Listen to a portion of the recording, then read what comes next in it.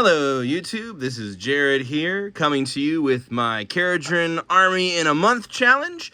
I am at the night of the 20th, that means 20 days out of 30 days for the challenge are now complete, 2/3 of the way through, and of the 34 models that I have to paint, I have painted and based 5, I have 16 painted and not based, and I have 13 that are primed and ready.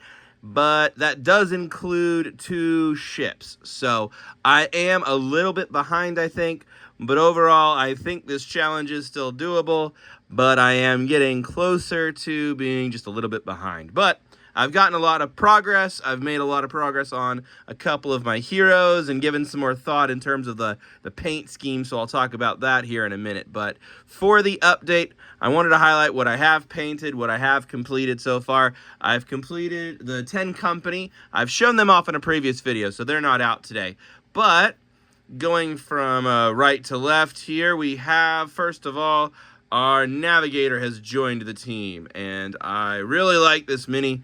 He is a really fun guy. He was a lot of fun to paint. I like the intensity of this guy. His eyeballs are kind of silly, let's be honest. But other than that, really a fun but a little bit busy sculpt. But I like he's got his wind navigation tool and his periscope looking thing, and then whatever this is supposed to be. He's a lot of fun. He's got a telescope and a periscope.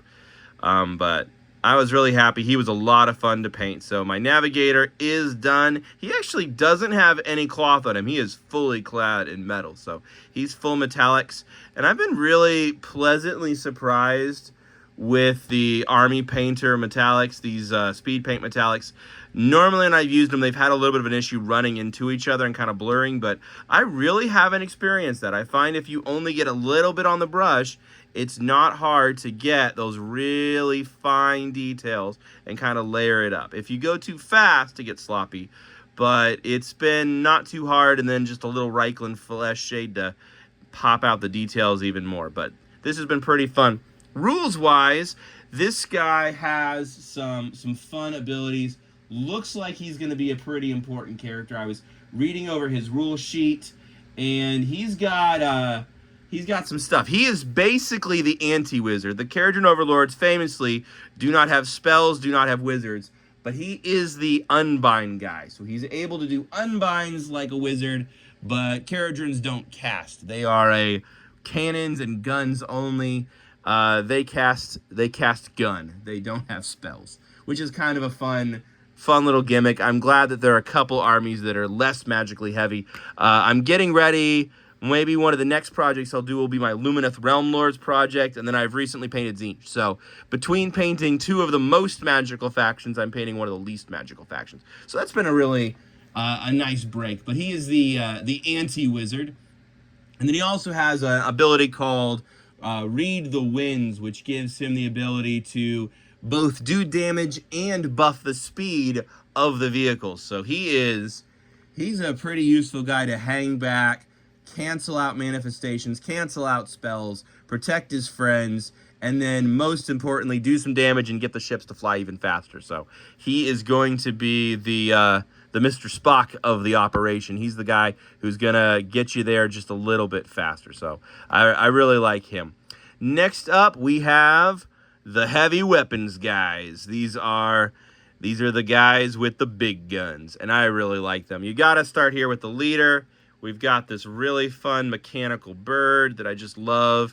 And ironically, the heavy weapons team is led by a commander who cannot bring a heavy weapon. So he's the only guy with a regular gun. And then we have the other guns here. And so for these guns, I will read them off. We have a fumigator, which is this thing right here. And this is probably going to be the only green on any of the minis. So I used, I believe it was Ogren camo to give it kind of a poisonous fume look. So he's got a little green because he's got the fumigator. And the fumigator and the deck sweeper. That's this gun right here with the clearly shotgun that's trying to compensate by being a super shotgun here. These guns ironically have the same weapon profile. 4th edition simplified the rules, but I guess it's kind of nice to not have to roll four sets of dice. So they combined them. These two are more or less the same. They're going to be doing 5 attacks, 3s to hit, 4s to wound, anti-infantry, which is pretty fun, and shoots in combat. So these guys are basically like your shotguns. They're going to get in there close, do some damage in combat, and they're pretty killy. So great for clearing out infantry, probably not good for monster hunting. But these guys are your anti-infantry guys. And then on the other side, we have our mortar launcher, and he's got a little extra mortar output on his base. And we have the Aether Cannon, which is what this thing is supposed to be. So these guys have a slightly different roll, 18-inch range, so they're going to be shooting a little bit further away. Only 2 attacks each, 4s to hit, 3s to wound. 1 Ren D3, which is better than some of what some of the other guys have. But let's be honest, that's not a great profile, but it's not a terrible profile. You give them a +1 to hit, and it's 3/3, 1 D3. Chance of doing a lot of damage, but also a chance of absolutely just scratching the surface. So I'm not so excited about them. The leader, again, of course, just has regular gun. But they do have the ability that if they have not used a move ability, that they're allowed to shoot in combat. So that's not too bad. That's really not too bad, because then it goes from these guys having shooting combat to the whole squad having shooting combat. But seeing as 2 out of 5 of the models already have that ability instinctively, it's not as good of an ability. So the Thunderers are cool, but I don't know. I'm not as convinced that they're the best of the best. But that said, this is Age of Sigmar. This isn't 40K. In 40K, you want the guns to be a little bit more killy. And in Age of Sigmar, it is ultimately a melee game. But seeing as this is the ranged army, I'd almost expect a slightly stronger profile from these guys. So we'll see how they go. Maybe they just need a little boost from a friend and get a commander next to them, and they'll do a little better. But I've heard these guys are good. I want to see them in action before I pass judgment. And then, oh, this guy also has the rune on his back. So he's got this cool little rune. So I painted that up. But otherwise, yeah, these are the heavy weapons guys, the Grunstock Thunders. Heavy weapons guy, of course, being a TF2 reference. I always loved the heavy from Team Fortress 2. So as I was painting these guys, I was reminded of the heavy weapons guy. And then last but certainly not least over here is our Legacy Squad, Thundrix Profiteers, Thundrick himself. Now, he's an Aether Chemist. And so here's the really hard question. Do I run him as Thundrix Profiteers, which is now a Legends, and I'm not even sure they're legal, but I'm not going to be playing in tournaments with him. And if I did, it would guarantee just run him as an Aether Chemist. But I play a lot of narrative when I do even get to play the game. And so he was a lot of fun to paint up. This gun is basically a black hole gun. And so he's able to remove the air from the room kind of thing. He's able to blast somebody with the power of vacuum and choke out somebody. So that's his special ability, is that he has kind of a ability to create like mini black holes almost with his cool gun, which is a really cool ability. So I read over the 2 scrolls, compared the scrolls. The Atomizer gun is the same on both profiles, both for the Aether Chemist and for the named character of Thundrick. And so for Thundrix Profiteers, same weapon. And then these 3 guys have the same profile as the standard units in the other army. They're the same as an Arcanaut company. Though I have to say, this guy is clearly holding a volley gun, but does not have rules for a volley gun. He has rules as if he's got a little pistol and a melee weapon. And so, justice for this guy, this poor little guy. I haven't looked at it. I bet you, if you go back to 3rd edition rules, he's got a volley gun. He's got rules with a volley gun. And in this edition, his volley gun has been reduced to a pistol. So, kind of sad about that. And honestly, if I'm playing a friendly narrative game, I may request, especially if I'm playing by myself, I may give him volley gun rules. Since I'm going to have those rules out anyways, they're going to be on the scrolls next to him. And volley gun doesn't do that much more damage, so it's not that big of a leap to go, hey, give the poor guy his volley gun. But kind of sad to see him losing volley gun rules, even though he clearly has one. These guys are weirdly on different base sizes, but are identical, which also kind of weird, but okay. And then this guy has an Endrin on him. And so this was my test model for the Endrin. If you remember from previous videos, I was debating if I wanted to paint the Endrins all silver, if I wanted to bring in some other colors. And I decided to give my sheen a try. So Deco Art Sheen over the Vallejo blue-green, and then dry brush in our favorite Stormhost Silver. And so this is what it looks like, and hopefully you can see it. It's very shiny on the camera, but it gives it this blue sheen that kind of color transforms, and I really like it. And honestly, having done one of these now and looked at it, I like it a lot. I like it with the silver. I even like it with the Talos bronze. So I think this is going to actually be the color of my vessels. So vessels are not going to be plated straight silver. They're going to be a lot of broadsword silver, which is the base color I've used for my metallics, and then some Stormhost silver, and then we're going to be bringing in that blue-green color. So I think blue-green is going to show up. It's a lot more colorful. When I put them with all the other guys, it doesn't pop out too much, but since it's already up in the sky anyways, it's nice to have just that little pop of color on the table. So really liking that. That just gives us some interest. And that color and the color that we have over here, which is Aethermatic Blue. Aethermatic Blue and Deco Art Metallic Extreme Sheen really complement each other. So I'm really happy with that. Like, you can put these two next to each other, and it's clearly a different finish, but that... Oop, I'm dropping him again. I seem to drop somebody in every video. They all kind of tie together, so I'm actually really happy about that. So, got this squad done. The real question is in running him. Aethermatic Chemist versus Thundrix Profiteers. In a narrative game, not worried about competitive, but more flavorful. The real question is, Thundrix Profiteers is currently 150 points, and an Aether Chemist is 120. So only 100, there's about 30-point difference. For 30 points, you got 3 little bodyguards who are getting some extra shots in, and you're getting a Skypike guy who doesn't get much. I mean, he's a Skypike. He is the fly keyword, but what are you going to do with one model with a fly keyword? Let's be real, that's completely useless. So I'm not very impressed with that. But here's the hard part of the equation.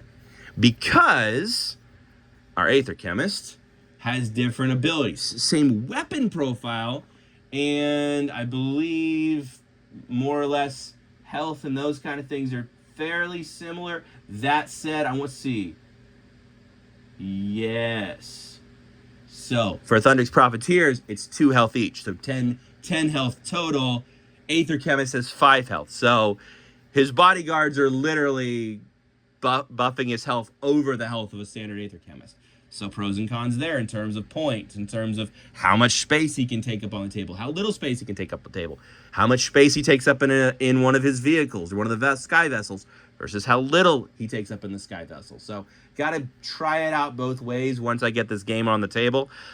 But the other big deal is Thundrix's unique ability is that he has the ability to turn off objectives. And that's exciting. If he can directly deny points with his buddies, that's pretty exciting. Now, it's a 3-up roll. Oop, bumped my camera. It's not guaranteed. 3-up roll, not guaranteed. But if he's run his Thundrix, he has the ability to basically shut down an objective. And so that's pretty good. That's a pretty good way to deny points. That's really powerful. That's a way you move him across the board. He creates a black hole on an objective, and suddenly that objective is shut down.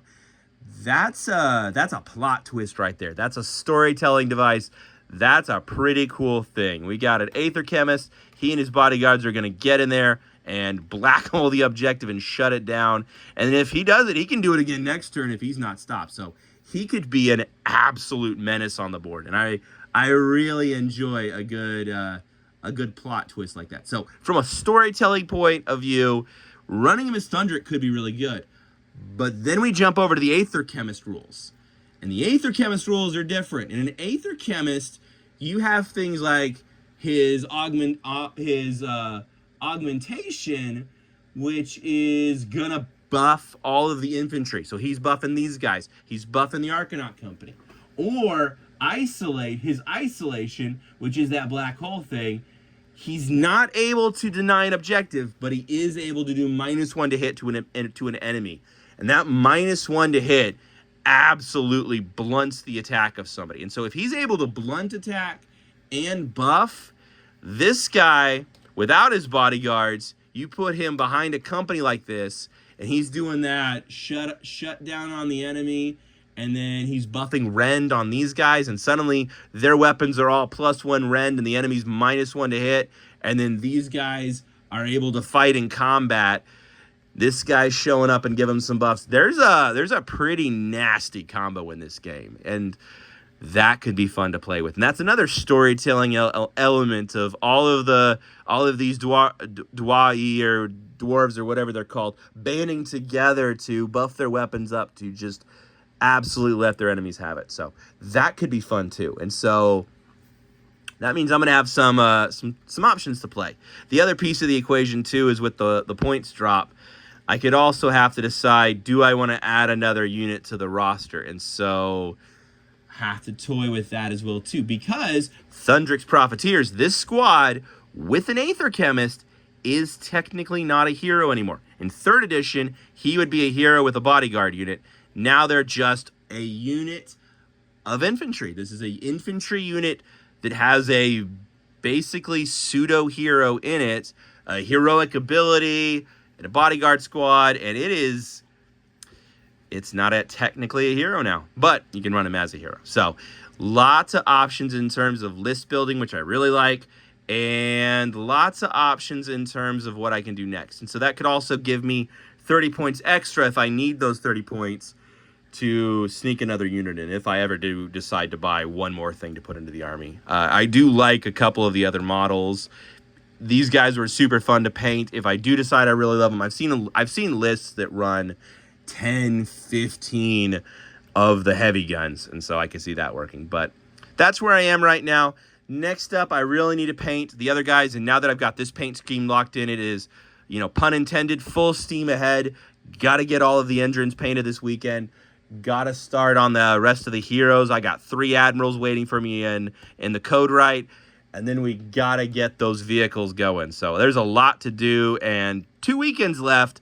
And I tend to paint more on the weekends than I do during the week because I've got a full-time job and I've got lots of little kids running around and they need some dad time too. So I get some painting when I have time to paint, but obviously I got my life as well too. So I got to take care of my kiddos and take care of my job as well. So that's all for now. Thank you for sticking with me. I hope you're enjoying watching this challenge. I've been working on also planning out what the next challenge is. I got a couple of options in terms of stuff in my backlog. Next challenge may just be tackle the handful of miscellaneous minis that I have left over. But then after that, I'm thinking about some other fun stuff, but that'll be another video. So thank you for sticking with me. Thank you for watching and for interacting. Hope you have a great day. Bye.